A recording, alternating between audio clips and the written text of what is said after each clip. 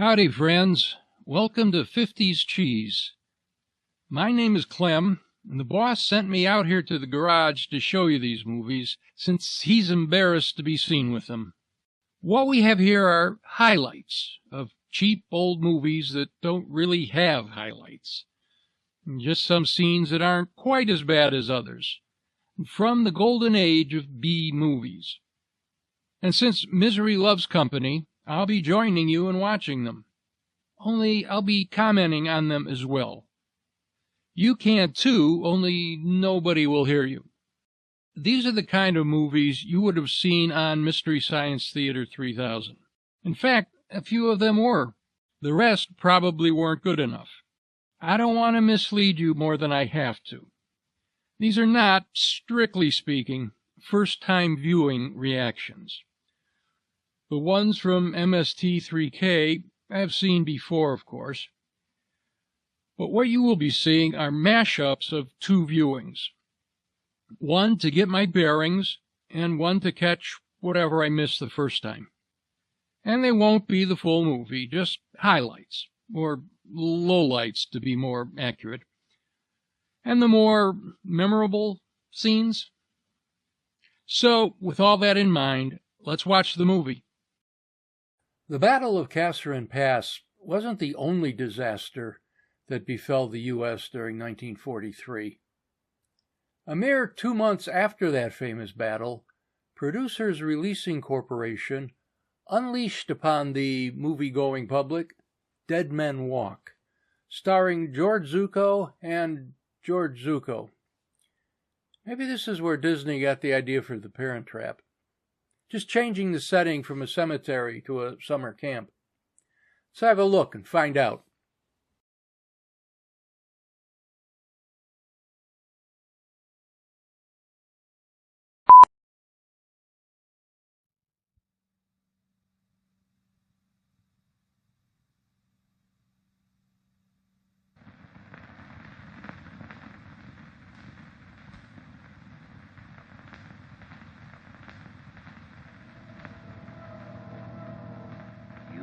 In case you're not aware, this is supposed to be spooky. Remember when horror films were supposed to be scary, or at least generate some tension, instead of being laughable? Not but figments of the imagination, because you and your puny conceit say they cannot exist. Whence came the And that story book hasn't even begun to told burn. in frightened whispers down through the ages of witch and warlock, werewolf and vampire, and all the spawn of hell, born on the sable wings of night to the unholy communion of the witch's Sabbath.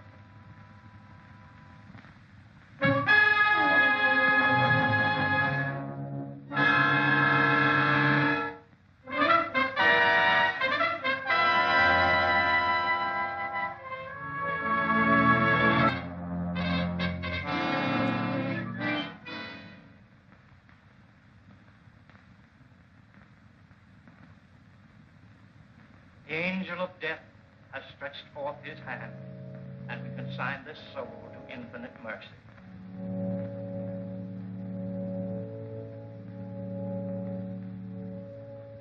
If there are any who care to look upon the face of the departed before he is carried to his final resting place, you may do so now.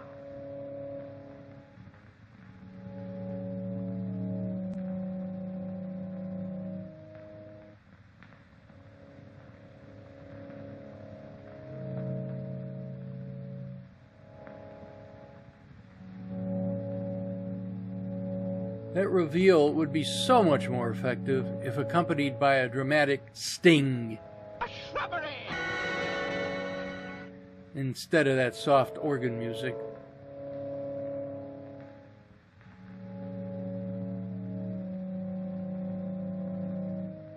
And then the crazy lady. She really needed... That servant of the devil. His hands are stained with the blood of the innocent. And his unspeakable sorceries. Please, you can't create a disturbance here. Dr. Clayton, I'm terribly sorry. Poor old Kate hasn't been quite right since the shocking murder of her little granddaughter last year. But I never dreamed. I understand.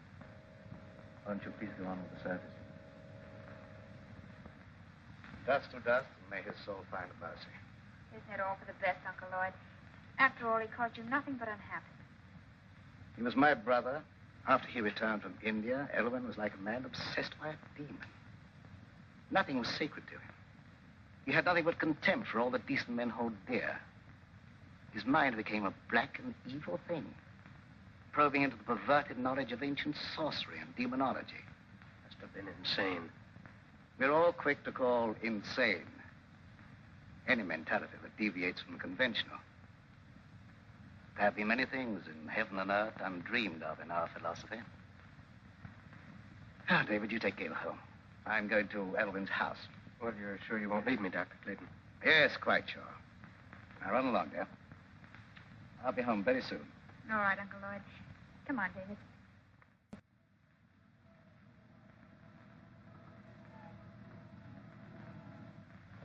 Politely removes his hat indoors, which you could see if there was any light. Ah, now there's some light.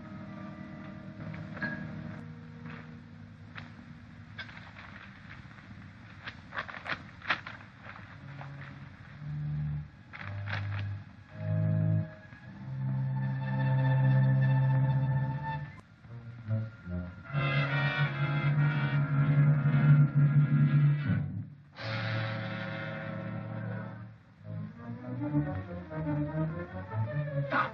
You don't know what you're doing. Where you burn yourself. Your brother searched the earth to find those books, and you dare destroy them.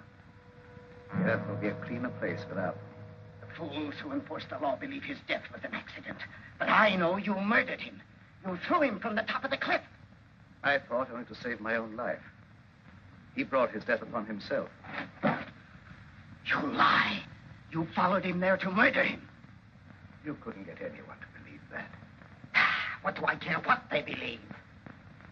You'll pray for death long before you die. Oh, could I get you a cup of coffee or something while I'm out?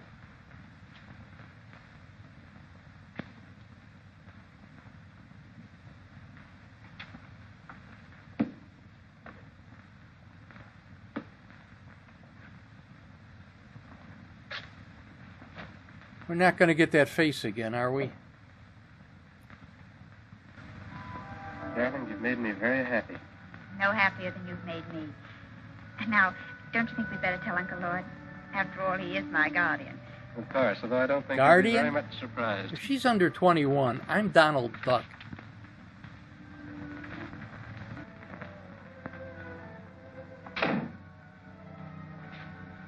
Are you back already? Has the moon lost its appeal? Why, not at all, sir.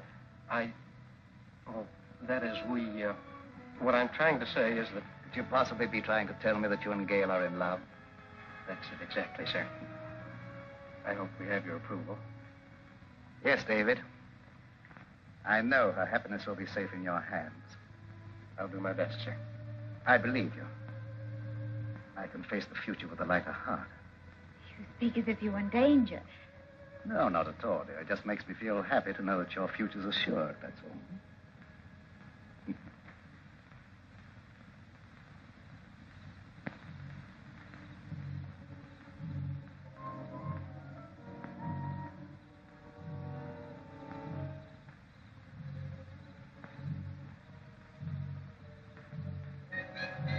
A little explanation is needed here. Not long ago, Elwyn was apparently interred in a crypt. Now his servant seems to be burying him elsewhere in the cemetery. Now, I know he's supposed to be a vampire. Well, he's about to be revealed as one. But why move the coffin back and forth between burial locations? And we're not shown Zolar removing him from the crypt. But seeing how boring the scenes that are included are, that would have been a real snoozer. And what the heck kind of name is Zolar? Doesn't even have a thick foreign accent. Yeah, he has unkempt hair and a slight hunchback, but he's certainly not a top-tier henchman. But earlier in his career, 1931 to be exact, Dwight Fry did play the two most top-tier henchmen ever, Renfield in Dracula and Fritz in Frankenstein.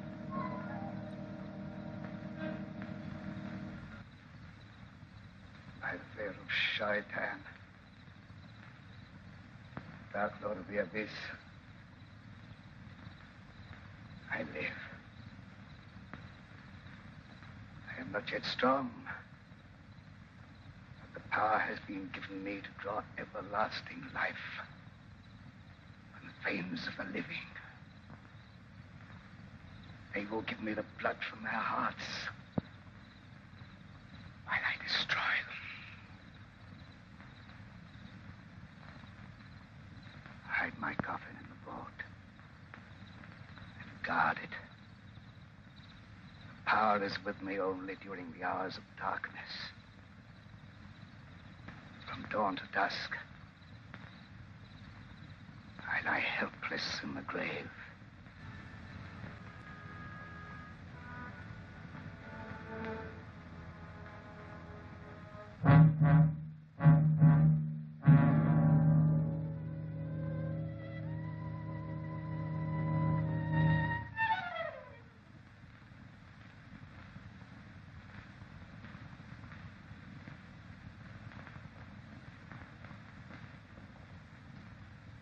What do you make of it, Dr. Clayton?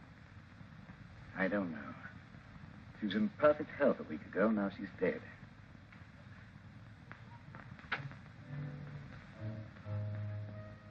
Oh no, not her again. You think it was murder? How does she know where I don't and know when to what show say. up? There's not a wound on the body except the two tiny puncture marks in the throat. Yet the appearance of the body would indicate that she bled to death.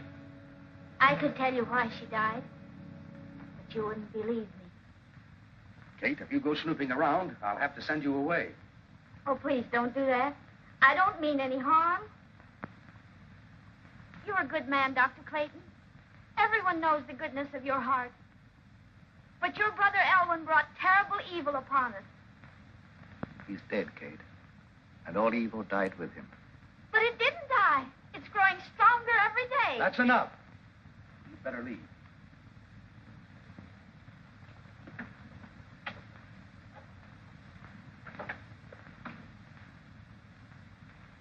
I suppose by rights I should send her to an institution. Oh, that would be needless cruelty. She's perfectly harmless. I'll take your word for it. I think I should order an autopsy. This may be murder.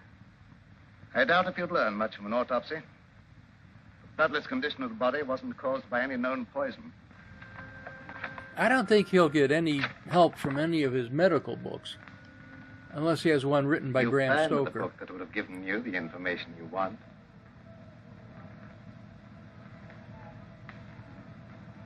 Elwyn. Did I startle you? I'm so sorry. But you can't be standing there. You're dead. No, I'm not dead. I have life far beyond anything you can understand.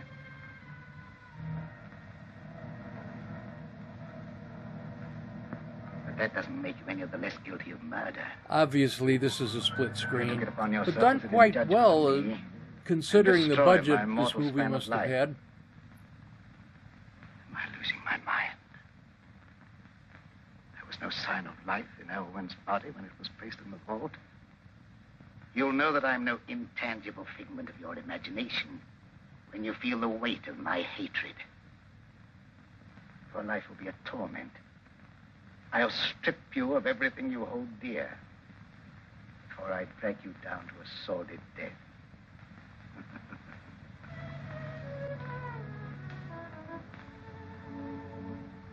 Young love in the moonlight. The theme of so many poetic rhapsodies. Gail was an easy hypnotic subject, and I would make her my disciple. And to save her from being initiated into the dark mysteries, the eminently respectable Dr. Clayton stooped to murder. Yes. Your life, a menace to all that is clean and decent, had no right to exist. But you failed. By the power of those I serve, my life is indestructible, eternally sustained by the life I take from others.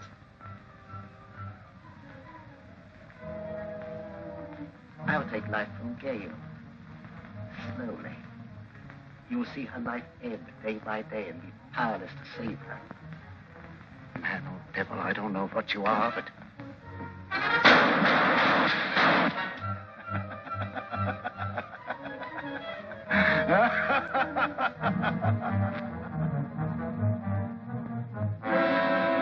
Another cheap and simple effect, but it's good enough for this.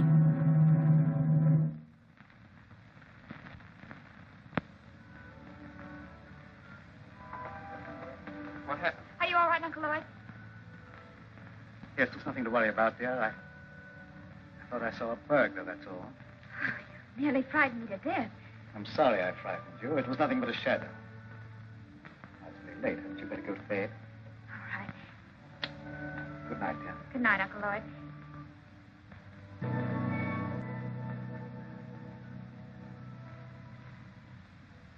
Forgive me, Dr. Clayton, if I seem to be impertinent. But have you told all the truth about that shooting? No. I have reason to doubt my own sanity. Why do you say that? I saw my brother Elwyn here as plainly as I see you and talked to him. If it was no insane hallucination, it's too terrible to think about.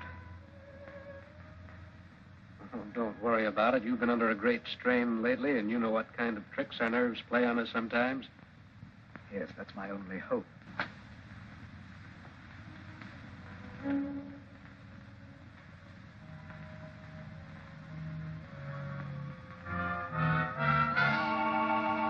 Now, music is really letting this movie down. It's totally generic, rarely matching the mood at all. And there's that annoying flute that pops up for 3 or 4 notes every now and then.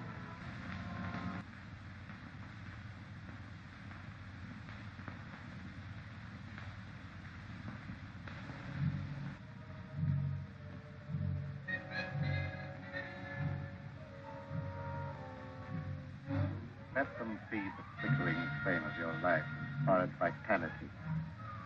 The final outcome will be the same.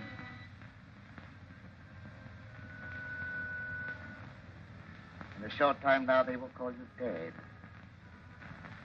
Then you will awaken and be as I am now. You will serve and obey me forever.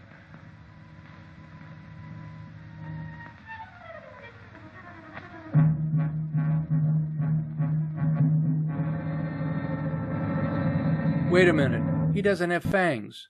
What kind of vampire is he? Good morning, David. Good morning, Dr. Clayton. How is Gail? Is she any better today? I'm desperately worried about her. In spite of everything I can do, she grows steadily weaker. Haven't you discovered the cause yet? As you can see, she has all the symptoms of acute anemia, and I'm treating her for that. But I can't find a single case in medical history where it developed so quickly. There must be something that can be done. Can't just let her die. Hello, dear. Hello, darling. I'm sorry to cause you and Uncle Lloyd so much worry. Now, don't you fret about it. We're going to have you up and about in just no time at all. I know you will. Isn't it lovely out here in the sunshine? But it's so different at night. I have such awful nightmares. I dread falling asleep.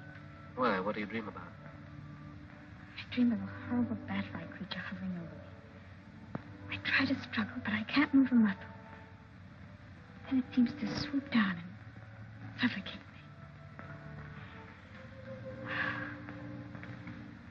Where did you get those marks on your neck? An insect bite, I guess. I was rather unsightly, so I've been wearing the scarf. When did that happen? I don't know. I just happened to discover the marks the other morning when I was looking in the mirror. Are they painful? No. In fact, there's no sensation in that particular spot at all. huh? Dr. Clayton, don't you think Gale should have a blood transfusion immediately? Yes, I've been thinking about that. I'll advertise for a donor. I'd like to do it, if my blood's the right type. Good. I'll make a test. There's more color in her face already. How do you feel, darling? Ever so much better. I don't think we have any more to worry about.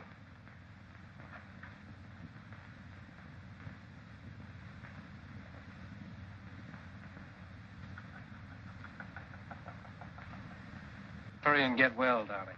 Remember, you've got a date for a wedding. I won't forget.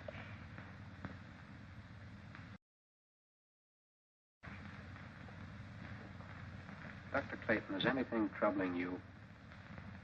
Yes. I saw a face outside Gale's window.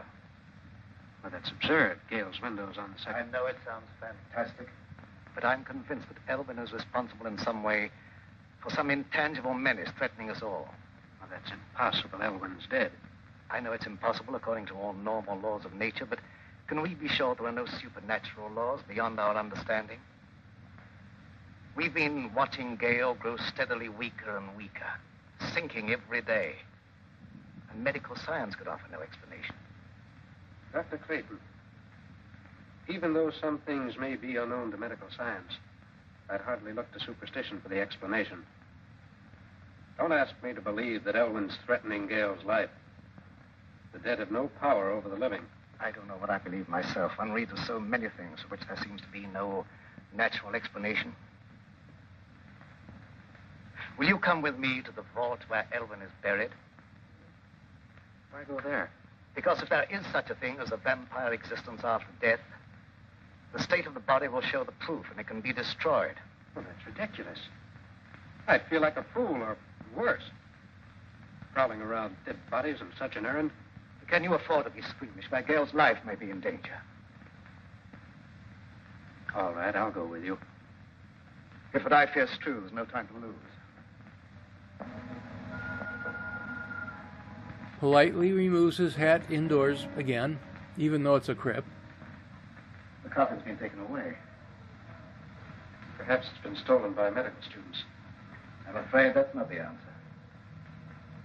Elwyn dedicated his entire life to the dark powers of evil. So the medical students. What unholy forces he set in motion. Dr. Clayton, ignorant people believed that sort of thing in medieval times, but not anymore. I know there's a natural cause for every effect. And I don't believe Gale's life is being threatened by any supernatural power from beyond the grave. Perhaps you're right, I don't know. Dr. Clayton, I'd like to marry Gale immediately and take her away. I think a change of climate might be beneficial. I don't know whether that would be advisable or not.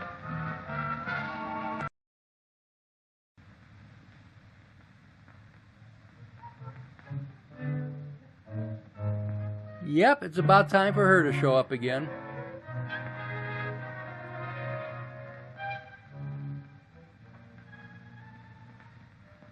Are you sleeping? No, just resting. I heard about what was happening to you, and I had to come here. I'm the only one who can save you. I appreciate your interest, but Uncle Lord's doing everything possible. I know you don't believe me. You think I'm crazy. Everyone does. But I know more about some things than you'll find in all the doctor books in this room. You wear that scarf to hide the marks on your throat. I know what made them. I know what steals the life from you at night. And I also know what'll save you. There's no use for me to talk to Dr. Clayton or no one else. They wouldn't believe me. The sheriff said he'd send me away if I made a nuisance of myself. Oh, don't worry about that. I can help you if you'll let me. Here, wear this. Wear it around your neck always. Never take it off. I naturally hold the cross in reverence. But how can wearing it be of any greater help? Because they haven't the power to touch a sacred symbol. Hey, who do you mean? Vampires. Creatures of the devil who are neither alive nor dead. During the day, they sleep in their graves in death-like sleep. But at night, they have the power to roam the earth. Oh, I didn't mean no harm, Dr. Clayton. Don't be afraid. I know you didn't mean any harm. Excitement isn't good for our patient. I didn't mean to get her excited. I was just anxious to help her, that's all. I understand that, but I think you'd better go. The vampire is your brother Elwyn. Take his body from the vault and destroy it with fire. That's the only way you can put an end to his evil power. The body isn't there. Someone has removed it. You must find where it is. Nothing can destroy his power at night, but his sorcery cannot protect him during the day. I'll do all I can to help you find him.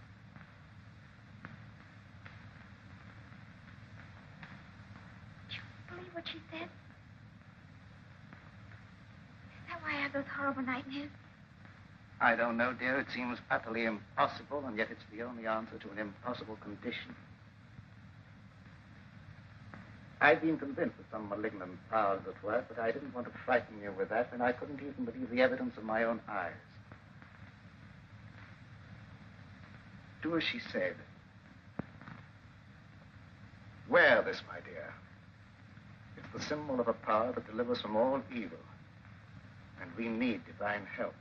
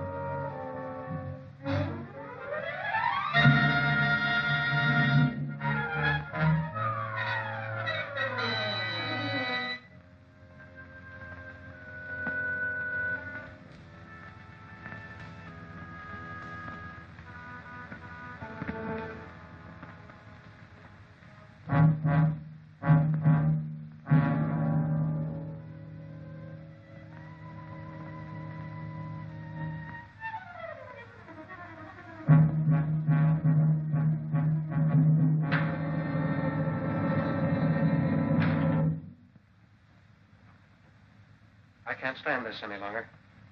We've got to have a showdown. I think you're killing Gail. How can I be doing that? I don't know what devilish means you're using. But if she dies, I'll kill you. I've done everything in my power to save her. Don't expect me to believe that. Anyone with the slightest medical knowledge can see that she's not suffering from any normal disease. Her vitality is being systematically destroyed. That's true. I don't know how I can make you believe what my own common sense calls impossible. Her life is threatened by some abnormal creature that has no right to exist. That abnormal creature is human, not a ghost returning from the grave. If I could possibly do so, I'd take her away from here. But the law protects you. All I can do is hold you responsible for her life. If she dies, so will you. I don't blame you for suspecting me. I don't blame you for thinking possibly that I'm a homicidal maniac. But the truth is even more unbelievable. I honestly believe that she's better off here than if you took her away. But why don't you stay and watch over her? I'd be glad to have your help. You know, after all the movies Zuko has been in, where he was an evil scientist, it's hard, even for the viewer, to believe he honestly is the good guy. But he's also playing the bad guy part, so it evens out. I understand, and I sympathize with you with all my heart. Let's go up and see how she is. How do you feel, dear? A little better. And I wasn't troubled with any nightmares. Good. Go back to sleep. I'm going to sit here beside you for a while. It'll be nice to know that you're near me, even when I'm asleep. I believe you won't be troubled with any more nightmares. Good night, dear. Good night, Uncle Lloyd.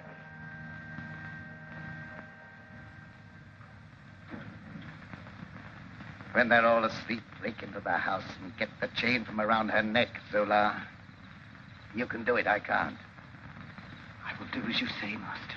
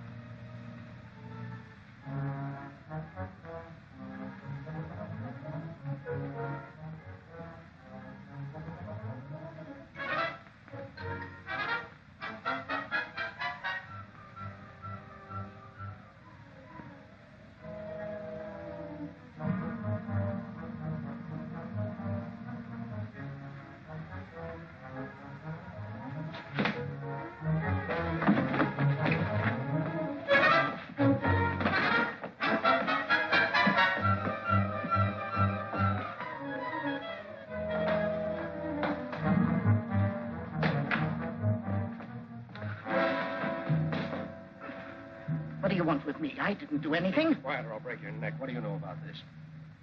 That's Elvin's servant. What's he doing here? It looked as if he were trying to strangle Gail. I wasn't going to hurt her. What were you doing in the room? Elvin sent him for some purpose. You're the one who removed Elvin's body from the vault. Where did you hide it? I don't know what you're talking about. Elvin is dead. What's He's all... neither dead nor alive. He's a vampire. And Gail will never be out of danger until his body is in ashes. What is this talk about vampires? I know you don't believe him, but I can't let that stand in my way now. I'll hesitate at nothing to make you talk. Where does he lie hidden during the day? You'll never know. No, you don't. I want to know what you're doing in this house. There he goes. What chance have you against me? I have powers at my command far beyond your wildest dream. Your life is forfeit any time I care to take it.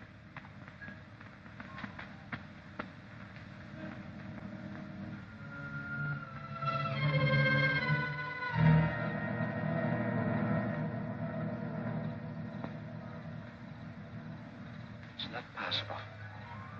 It is possible. Now you know what we're up against. What can we do against a creature like that?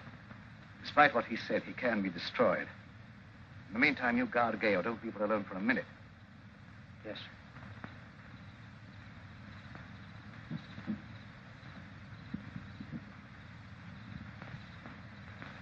You failed. I couldn't help it. He woke up. I'll try again. That opportunity's gone. They'll be on their guard now. Let's try something else. Good evening, Sheriff. Good evening, Doctor. Young Bentley made some wild talk before church this morning. Yes, he was half out of his mind with worry. He came here to accuse me of trying to murder Gail. Yes, that was it. But you don't believe that. No, but others heard. Gossip has gone all around. And considerable feeling has been stirred up, and there's no telling what some irresponsible hothead might do. I'm sorry to have people feel that way about me, but I don't see what I can do about it. Well, I suggest that you go away for a while. They'll soon cool down and come to their senses. But I can't leave. I have work here that must be done.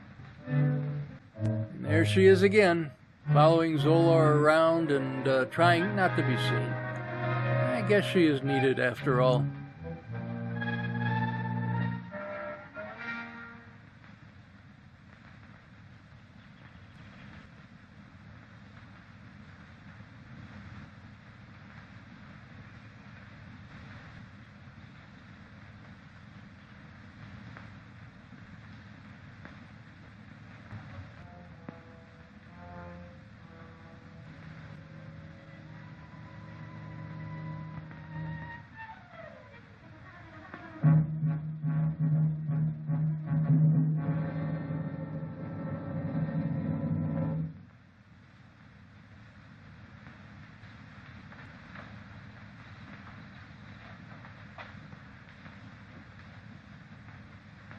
So this is where you lie hidden during the day.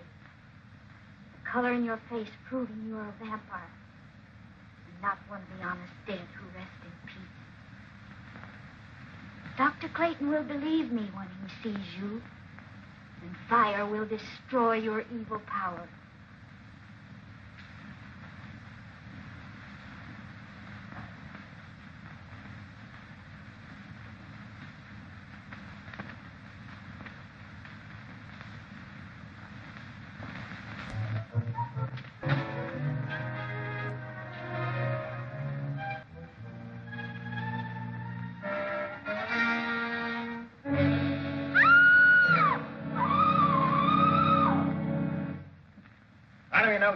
These yokels give all other yokels a bad name. During the daytime and goes around at night committing murder. You're right. You know. When people are dying and no one knows the reason why, it looks like murder to me, and we better do something about it. I don't like that kind of talk, Wilkins. Maybe we don't like the way you're not doing anything. I'm doing everything possible. There's not the slightest proof of murder against anyone. And I'll throw you in jail for inciting mob violence if you don't keep quiet. Hey, here! Hey!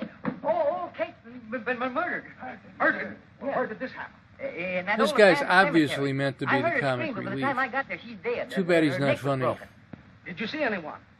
No, and I didn't hang around looking for anyone. I ain't lost no crazy murderers. Oh, Kate never harmed a soul in her life. Her death is proof enough that there's a crazy killer roaming around here. And finding him is my business. I'll not stand for any mob taking matters in their own hands. That's final. Take me to where the body is. Yes. We better do something pretty quick.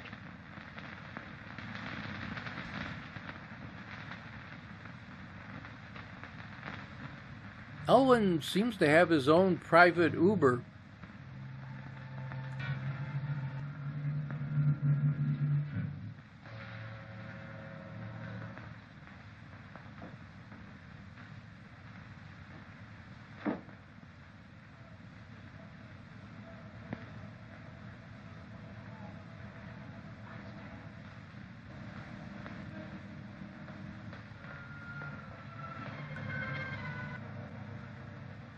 Why am I here? Old Kate found you and I had to kill her. I knew they'd search the cemetery, so I brought you here. You will be well rewarded for your faithful service, Emma. Make a secret crypt for me here where I can remain undisturbed. Everything will be as you say. O mighty Lord of the Abyss, your servant vows in eternal obedience to your will. Time has come when I must destroy all those who stand in our way.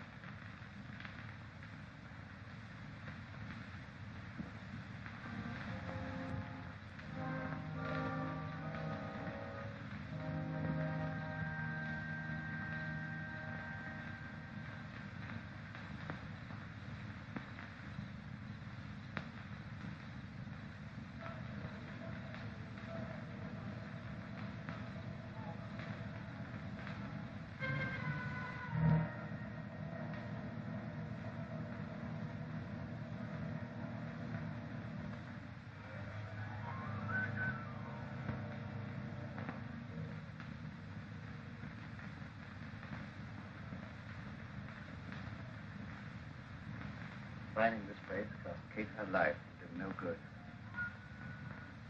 If I'd only known in time that he was here.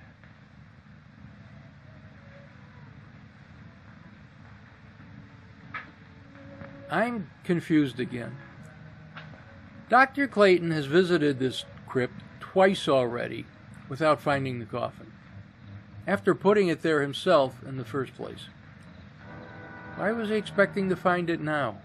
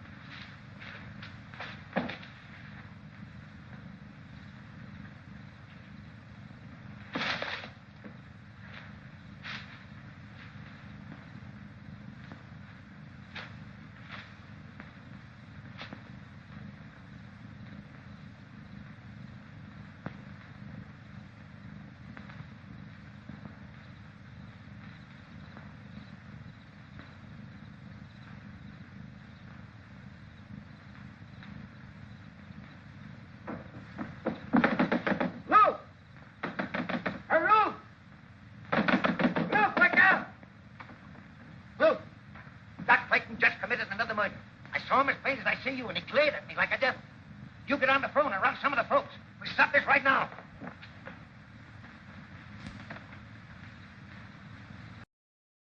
Stood around long enough waiting for the sheriff to do something.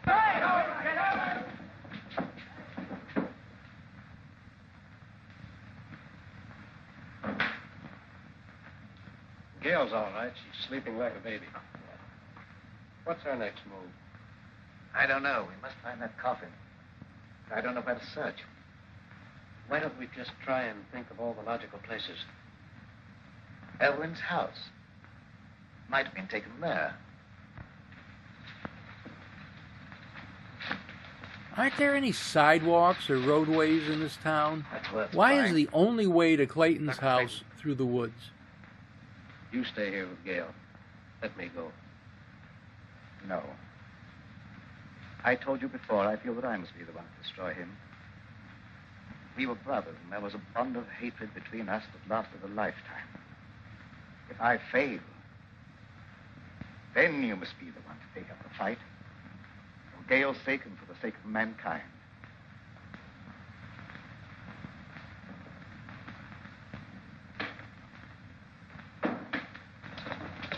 Some of your men surround the house. The rest come with me.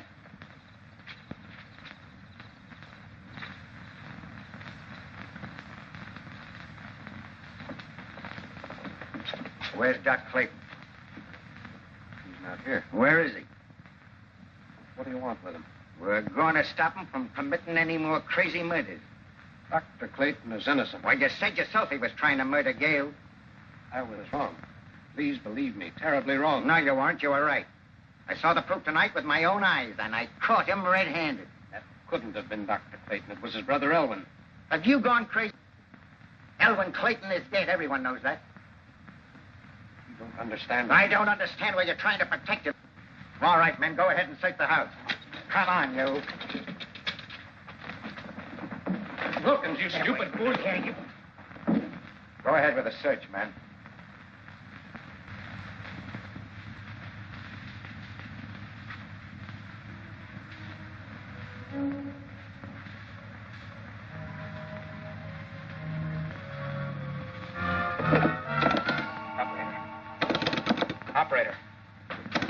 Operator. No, you don't. Please believe me, you're making a terrible mistake. I'm telling you the truth when I say that Elwin's responsible for those murders. I'm beginning to believe that you're just as crazy and dangerous as Doc Clayton. Now, when I said this movie is boring, I was speaking figuratively. And I see it really is.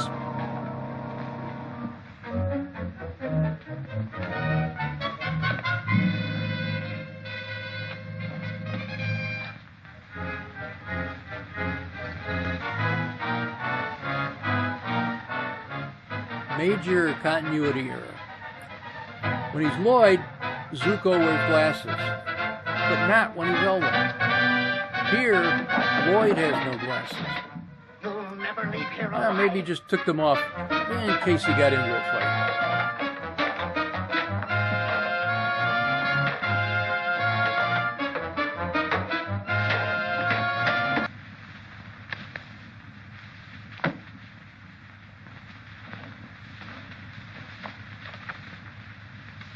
Would you look at this?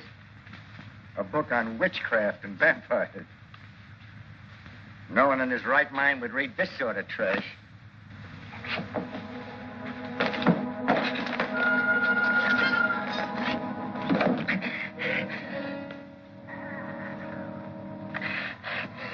Master.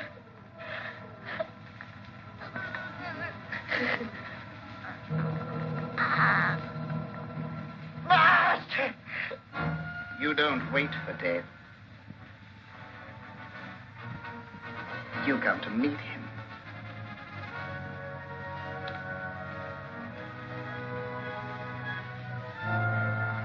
Carry this thought with you to your death. Gale will become a vampire, a slave to my will forever.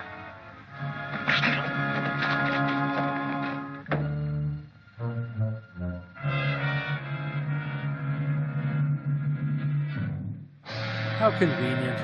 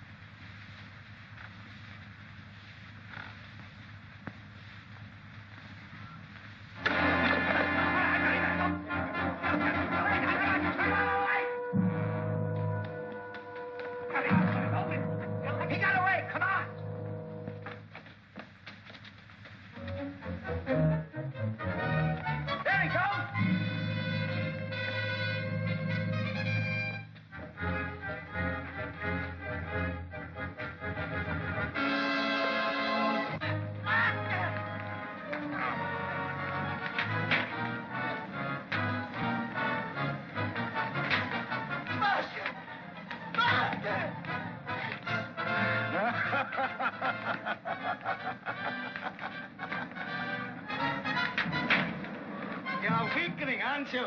Your time has almost come.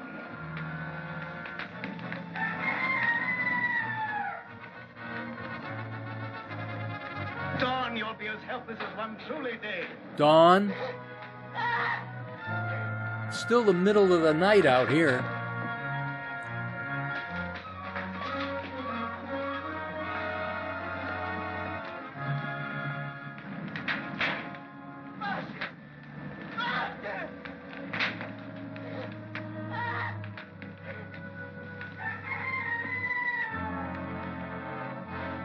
Let me go. You must be found alive. I'll hold you here, even if it costs me my life. Pretty neat how they're surrounded by fire without getting burnt.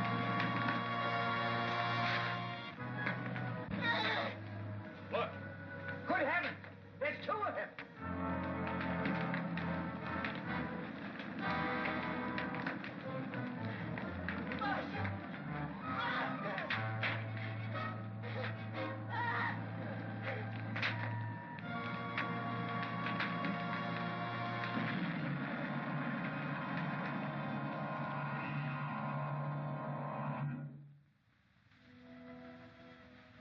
Greater love hath no man than that he lay down his life for his friend.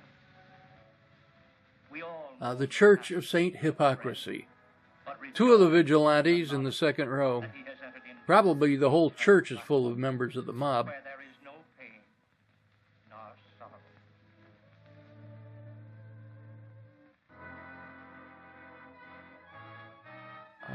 That book still hasn't burned.